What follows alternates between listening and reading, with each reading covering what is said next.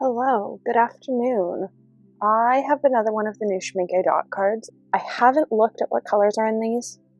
I just enjoyed the first one so much and they're not super expensive, so I decided to just pick the other ones up because I think it's fun to swatch out dot cards.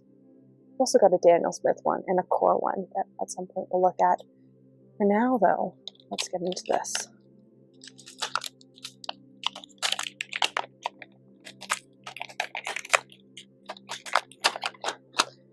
I will say these are not particularly easy to find. So far I've only found them at Jackson's and one of my local art stores. So they are sort of hard to find, but they're also not impossible to find. So what do we have? Oh, it's organized differently. So the last one was organized like all the yellows, where the entire top row was yellows, and then this was all reds and oranges, and then this was all blues and greens. This is organized differently, which I'm not against, it's just different. So, are there any repeats? Let's swatch it and then we'll figure out if there are any repeats actually. Let's use the size 6 Tintoretto. Much like last time, I'm not pre-wetting anything. That seems like a lot of work. And so we're just gonna, go into it. And then I'll go through and pick my favorites. So, Titanium Yellow PY53. I know I like this color. I've got it from Daniel Smith. I've got it from 31 Purple Fish. It is just a lovely pale yellow.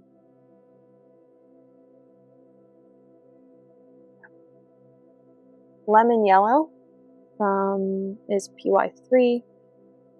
I have the White Nights version in my palette currently. Again, one of my favorite yellows. I would say this one is more electric than the White Nights version, which is not a bad thing, it's just different. We have Transparent Yellow, which is PY150.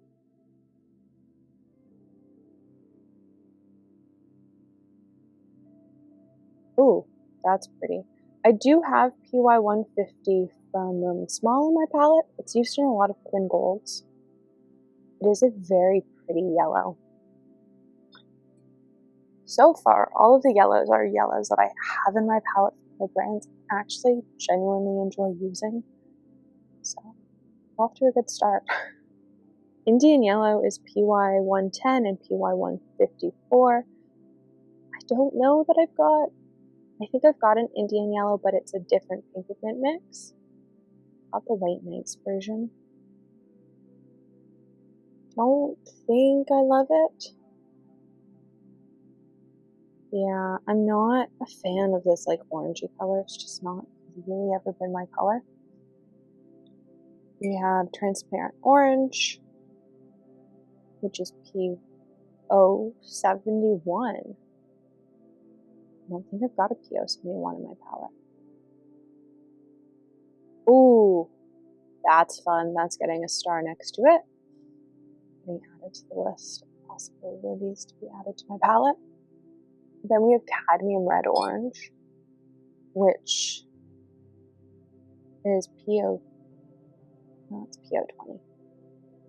Thought for a minute it's a PO26, but no, it's PO20.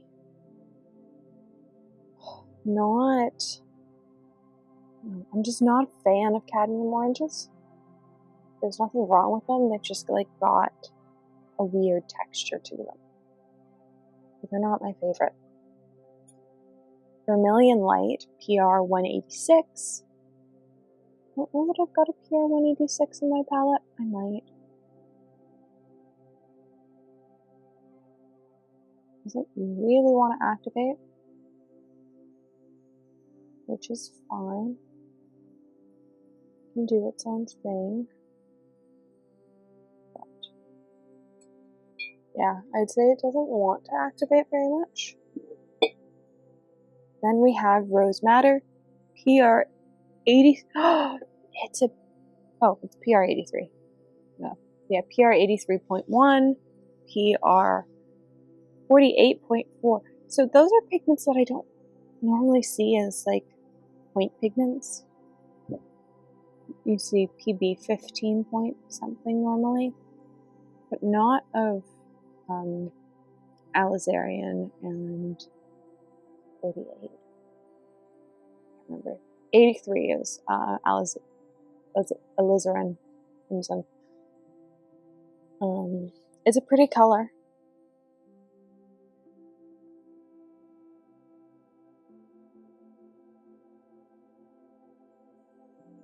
Yeah, I'm not against it as a pink. It's pretty. Then we have Manganese Violet PV16. A violet that I know I like using, so not from this brand, but from other brands, so I assume that I'll like it from this brand as well. Yeah, it's a very pretty violet. Purples are hard. I have yet to find a single pigment purple that I really love, but PV16 is quite pretty. Ultramarine Violet PV15 and PV15 and PB29. This is interesting. Normally, Ultramarine Violet is just PV15. So it's interesting that they've mixed in Ultramarine Blue. I would say that this is quite a bit more blue than this violet normally is. Not saying it's a bad thing, but if you're looking for like a traditional Ultramarine Violet, this isn't it. Cobalt Blue Light is PB28. I don't actually have a Cobalt Blue Light in my palette. I have lots of Cobalt Blues, and I would say this is not actually very light compared to a standard Cobalt Blue. Yeah, it's not that light. I have other Cobalt Blues that look pretty much the same. So, Mountain Blue, PW5, PB29, PG7. Oh, this could be quite a fun mix.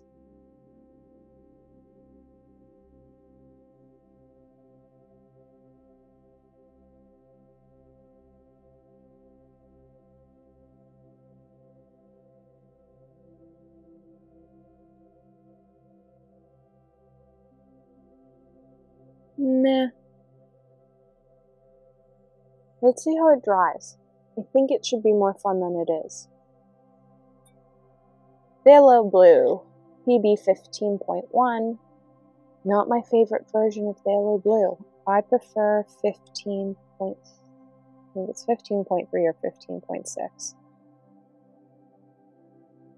I find the 0.1 version just like too green undertoned, and it sort of overpowers everything you mix it with. I have many of them in my palette. I have tried to love them. I can't love them. Oh, that made a big mess. Chromium Oxide Green Brilliant PG18, PG7. So this isn't even okay.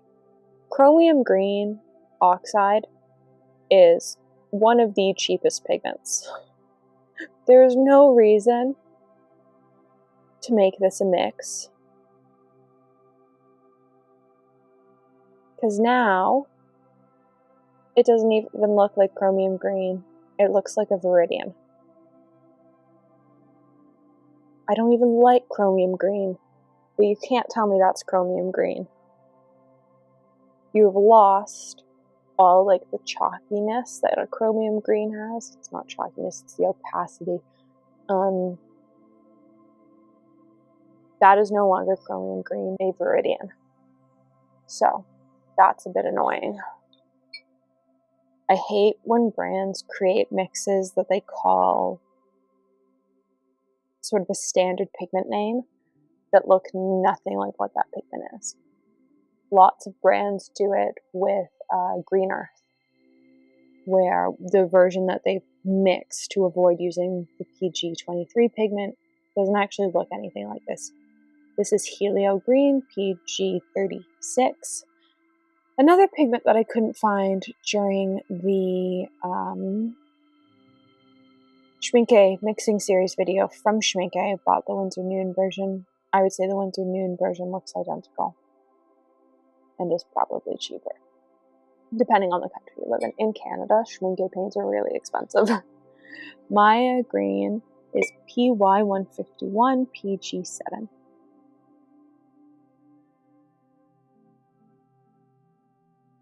Oh, I like that. I have a thing for like springy bright greens. I would say that's like on my list of greens I actually quite like.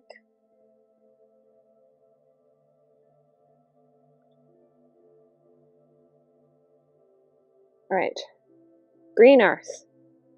I have this paint in my palette. I know how I feel about it, and I know that it's not going to activate nicely. It is really hard to activate. It is PBR7 and PG7. I would say that as mixes for a Green Earth go, it does emulate at least one of the actual PG23 versions I have in my palette quite well. I do wish that they just used an actual Green Earth pigment instead of a mix, but they didn't, and at least theirs looks like a Green Earth. Transparent Green Gold isn't a single pigment either. PY154 and PBR7. Green Gold is normally a single pigment. Yeah, they have me doubting myself, but no, Green Gold, much like Chromium and Oxide Green, is normally a single pigment. Schmincke. I gotta say, you're testing me here. I don't know if, like, yeah, I've got other Green Golds in my palette that I like that are not mixes. Why would I reach for a mixed one over the single pigment one? Because now, like, if you buy this and you buy this, like, you can't use them for creating, well, you can still use them for creating granulating mixes, but not if you're trying to sort of duplicate somebody else's formula and try and recreate a color. Titanium Gold Ochre, PBR24. I don't think I've got this brown in my palette, actually.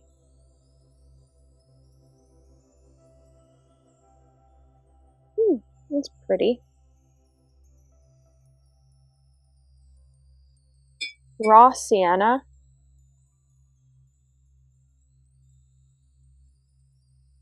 Huh.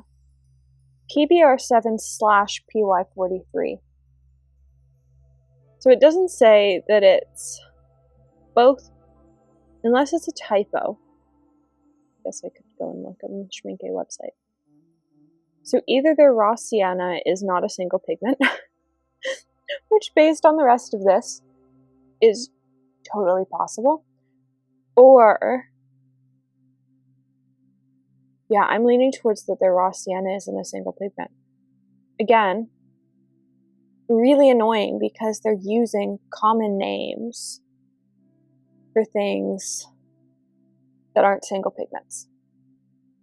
So unless somebody is actively looking at a tube or actively looking at the pan, which you should be doing if you're buying paints, but if you're new to the art world, you might not know where to look, and so suddenly you think you're buying something standard, like somebody tells you to, in an art tutorial, to get raw sienna, which is PBR7, except if you buy the Schmincke version, it's a mix, or buy Chromium Green, but if you buy the Schmincke version, it's a mix. I don't know that I'm in love with this naming structure. It's a little bit deceptive, because while it does contain the pigment, all except Green Earth, does contain the pigment that it's named after. Normally they're not mixes. Golden Brown, PY65 and PBR41.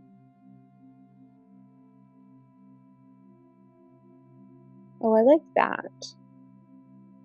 This video's like a weird mixture of me ranting about Schmincke's naming system and going, oh, I like that color. Burnt Umber, PBR7. There we go, Schmincke. Normal name for a standardly recognized color. It's going to look different in every brand, but you've kept the same pigment number. Umber, green Umber, PBR7.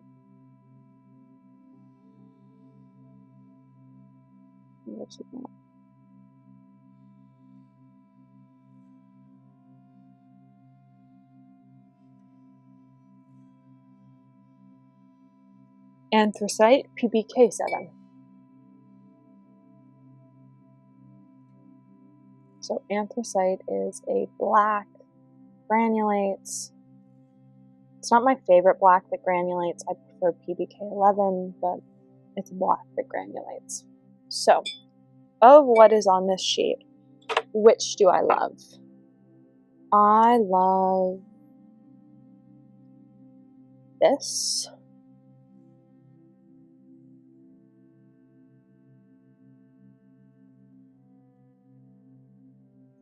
I like this because I don't have something like it.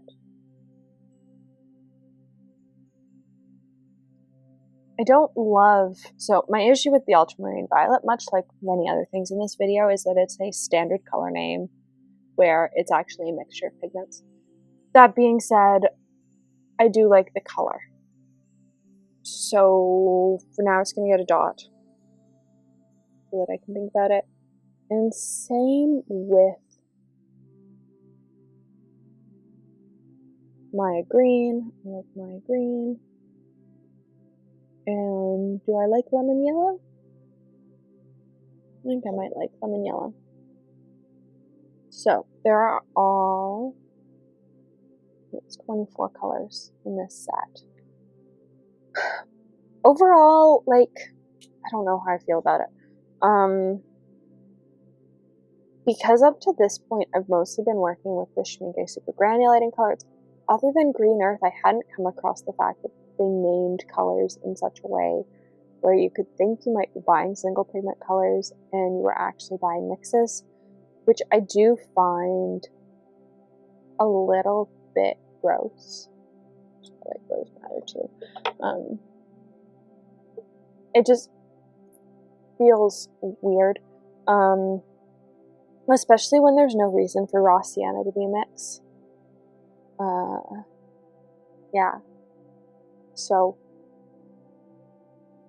I think it's also just an important lesson, like when you're buying a pan of paint, make sure you check the label and make sure you know what you're actually buying, because there is a whole bunch of variation in brand. I will have pigment numbers listed below, and thanks for watching.